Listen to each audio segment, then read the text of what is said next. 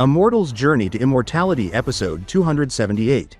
In the previous episode, Han Li faced a deadly black-robed woman who attacked him with fierce lightning. Using his unmatched powers, he countered her assault and saw through her illusions with his bright sight spirit eyes.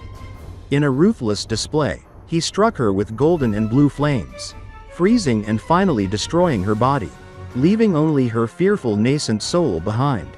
Meanwhile, the battlefield became even more chaotic. Devil Cloudpart appeared to aid Han Li, while the newly released Weeping Soul Beast rampaged through refined corpses, revealing evolved abilities that stunned even Han Li. Reinforcements led by Long Han arrived, preparing for a decisive clash against the Spell Warriors. Both sides suffered heavy losses, yet the battle was far from over, and tensions escalated as Han Li's gaze turned toward the Sacred Bird. Sensing a looming danger, what will happen next? Stay tuned. And the story continues. The Seven Great Truths Cultivators and the Yin Yang Devils were able to withstand the Moulan Sacred Bird. But after a short amount of time, they soon found themselves at a disadvantage. The two devils, dark and cunning, moved with an eerie grace, releasing winds filled with yin energy and the restless essence of the undead. These defensive measures were strong enough to repel the intense azure flames of the Sacred Bird. Yet, despite their efforts, the Seven Great Truths Cultivators were beginning to falter. Their magic was depleting at a terrifying pace, and even the most disciplined among them could no longer endure. Two elderly men, in particular, were straining beyond their natural limits. One had a deep red face, his spiritual energy dimming with each passing moment, while the other was pale, his breath tinged with white qi that flickered like candlelight around his nose and mouth. Both of them were clearly overextending themselves, drawing upon secret techniques to maintain their positions, teetering on the edge of collapse. Han Li observed the chaos with a furrowed brow. Scanning the battlefield, his eyes fell on the corpses of fallen cultivators before he turned to the nearby Spell Warrior. Standing vigilant by the ancient lanterns, in a voice so soft that only the wind could carry it, he instructed, "Look after the Weeping Soul Beast. Protect it at all costs. Withdraw it if it is ever endangered. I will take it upon myself to exterminate the ancient lanterns." With that, he tossed the Weeping Soul Pearl behind him. A weak white light flickered briefly before the pearl vanished from sight. "Yes, Master. Please be careful. That peacock's abilities are truly formidable." Silvermoon's worried voice echoed from behind him. Han Li calmly nodded, his attention already shifting forward. Seeing that no one nearby noticed him, he activated the nameless energy concealment technique, a skill that allowed him to erase the spiritual aura surrounding his body. Though this method was far less refined than Silvermoon's own concealment, Han Li had mastered it to perfection. He could now conceal not only his spiritual energy but also the very presence of his body itself. At that moment, he was hidden from both Spell Warrior La and the incomprehensibly powerful Moulan Sacred Bird. Meanwhile, at a distance, Spell Warrior Li's attention wavered. She observed the old cultivators struggling against the shriveled elder. Though she remained near the lanterns, she raised her voice in an ancient incantation toward the enormous azure flame bird. The Sacred Bird hesitated, turning its fiery gaze toward the old man's skirmish. With a flick of disdain, it resumed its course, firing multiple balls of azure flame into the sky. The Seven Great Truths Cultivators were forced back, confusion spreading across their ranks. With a mighty cry, the bird ascended, spreading its vast wings to scatter hundreds of azure feathers. Within a flash, these feathers transformed into foot-long firebirds, each of them independently targeting the battlefield, creating chaos among the enemy forces. Spell Warrior La allowed herself a small measure of satisfaction, knowing that victory now seemed inevitable. But the battlefield had other plans. A series of loud explosions rang out from the center, drawing the attention of both Spell Warrior La and Han Li, who had been sneaking closer.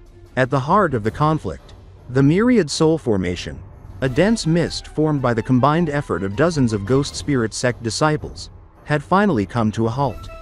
Hovering motionless in the air, standing in opposition to it were the hollow spirit beasts commanded by the Moulan Sages and the colossal stone giant.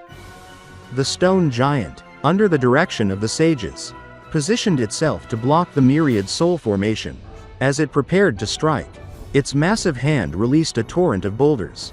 The disciples of the Ghost Spirit Sect, confident in their formation but wary of the giant's strength, maneuvered the ghostly mist to evade the attack, moving over 100 meters before halting. Witnessing this, both the Heavenly South and Moulan combatants realized that the battle had reached a critical juncture. In response, the elder of the Ghost Spirit Sect invoked the killing maneuver of the formation. Regardless of the cost, from within the ghost mist, ghostly wails erupted as crimson light shot into the sky. The black mist became saturated with blood essence, turning a vivid crimson. The Moulan sages atop the stone giant looked on in shock as several dozen cultivators, previously trapped within the formation, emerged as colored lights, fleeing at top speed. Yet the crimson mist, abandoned by its creators, continued to writhe, forming large, chaotic tentacles as it shrank toward its center. The Ghost Spirit Sect elder, retreating 20 meters, observed with anticipation. He believed that the mist, having absorbed blood essence from the spell warriors and voluntary sacrifices, would achieve a form of ultimate manifestation.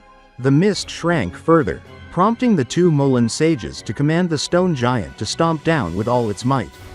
Suddenly, a chilling yellow yin wind swept across the battlefield, obscuring the mist. Even the stone giant faltered slightly under its presence. As the Moulan spell warriors watched in astonishment, a crimson silhouette emerged from within the yellow winds. It was a 30-meter tall Bloodvile Ghost, its devilish horns glinting, fangs sharp, and ponytail whipping behind it. Its clawed arms, covered in translucent scales, looked both wooden and deadly. Despite being smaller than the stone giant, it radiated an aura of pure defiance. It screeched, darting like an arrow to strike the lower leg of the stone giant, slicing off a portion of its stone mass. The Moulan sages reacted immediately, ordering the giant to strike down at lightning speed. The blow sent the ghost flying over 30 meters, its head partially obliterated. Yet in a flash of crimson light, it reformed and charged once again. The battle erupted into chaos. Hollow spirit beasts attacked, Moulan treasures were unleashed, and the Ghost Spirit Sect cultivators who had fled now turned to join their Bloodvile ally. Explosions rocked the ground, crimson light flashed in every direction, and the clash of raw energy filled the air. Spell warrior Lee's frown deepened as she watched. She knew the might of the stone giant intimately, yet she was impressed that the Heavenly South cultivators could withstand its assault. Still, she remained confident. As long as the stone giant persisted, she could summon the Moulan Sacred Bird to decisively turn the battle. Recognizing the critical moment, the Moulan Sacred Bird released the full measure of its fire spirit energy. A sea of azure flames expanded over 300 meters, splitting the battlefield, separating the 7 old men from the Yin Yang Devils. With the devils neutralized, the flames concentrated on the cultivators, who soon found themselves unable to endure. Life-threatening injuries struck them in rapid succession. Spell warrior Lee's eyes narrowed with satisfaction, assured by the half-full oil lanterns near her. Then, suddenly, she raised an eyebrow. With a swift movement, she summoned an ember from one of the lanterns. In the next instant, azure light flared in an area 100 meters away, followed by a shout of alarm. A figure appeared, enveloped in sparkling azure light and flames. Before it could even react, spell warrior La completed an incantation gesture with her hand, combusting the flames around the azure light barrier.